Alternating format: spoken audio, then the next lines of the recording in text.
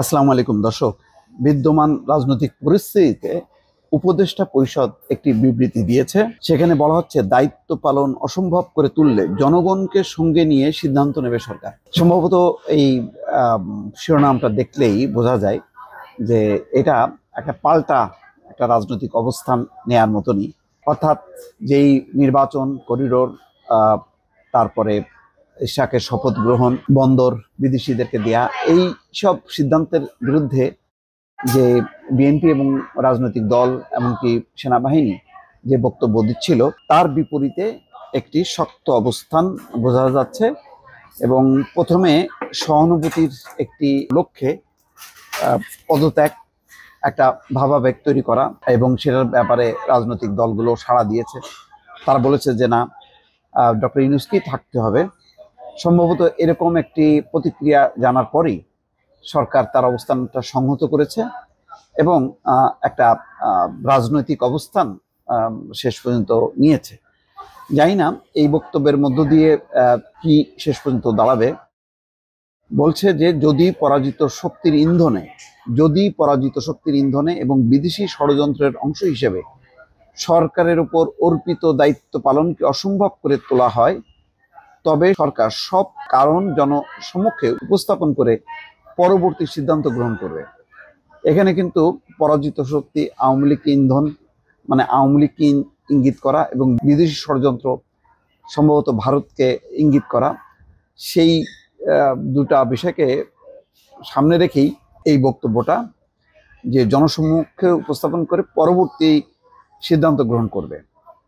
সরকারের সক্রিয়তা, সংস্কার উদ্যোগ, বিচার প্রক্রিয়া, সুষ্ঠু নির্বাচন ও স্বাভাবিক কার্যক্রমকে বাধাগ্রস্ত করে এমন কর্মকাণ্ড অর্পিত দায়িত্ব পালন করাকে অসম্ভব করে তুললে সরকার জনগণকে সঙ্গে নিয়ে প্রয়োজনীয় সিদ্ধান্ত গ্রহণ করবে। কিন্তু সরকার তো একটা অরাজনৈতিক অন্তর্বর্তী, তার পক্ষে কি মানে এই ধরনের পলিটিক্যাল স্টেটমেন্ট করা, সেটা কি সঙ্গত কিনা, এটা নিশ্চয়ই পরে রাজনৈতিক দলগুলোর প্রতিক্রিয়া বোঝা যাবে।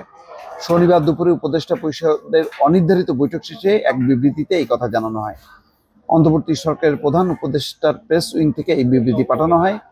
বিবৃতি যেটা বলা হচ্ছে যে শনিবার অর্থনৈতিক পরিষদের সভা শেষে উপদেষ্টা পরিষদের এক অনির্ধারিত বৈঠক হয়। বৈঠকে অন্তর্বর্তীকালীন সরকারের উপর অর্পিত 3টি প্রধান দায়িত্ব বিস্তারিত আলোচনা হয়। প্রধান উপদেষ্টা ডক্টর মোহাম্মদ ইউনূসের সভাপতিত্বে শেরেবাংলা নগরে একনেক পরিকল্পনা কমিশনে এই বৈঠকটা হয়।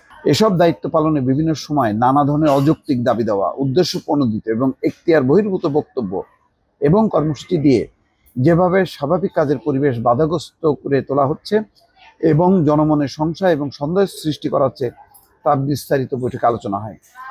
দেশকে স্থিতিশীল রাখতে, নির্বাচন, বিচার এবং সংস্কার কাজ এগিয়ে নিতে এবং চিরতরে এই দেশে স্বৈরাচারের আগমন প্রতিহত করতে বৃহত্তর ঐক্য প্রয়োজন বলে মনে করে উপদেষ্টা পরিষদ।